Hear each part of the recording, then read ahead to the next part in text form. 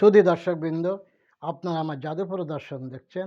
আমার জাদু দেখে যদি আপনারা বিনোদন লাভ করেন, তাহলে আমাকে লাইক, কমেন্ট, শেয়ার দিতে ভুল করবেন না।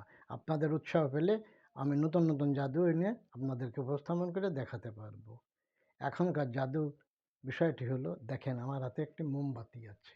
মোমবাতি, এই মোমবাতিটা উধাও হয়ে যাবে এবং একটি ছাতি তৈরি হয়ে যাবে। তাহলে এই সুন্দর জাদুটি দেখুন। দেখেন আমি মোমবাতি ধরিয়ে দিচ্ছি।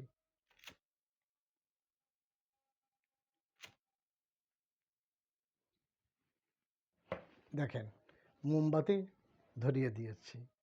এখন এই মোমবাতিটাকে আমি এই খাপের মধ্যে দিয়ে দিচ্ছি এবং এই মোমবাতি উদা হয়ে যাবে এবং একটি ছাতি তৈরি হয়ে যাবে।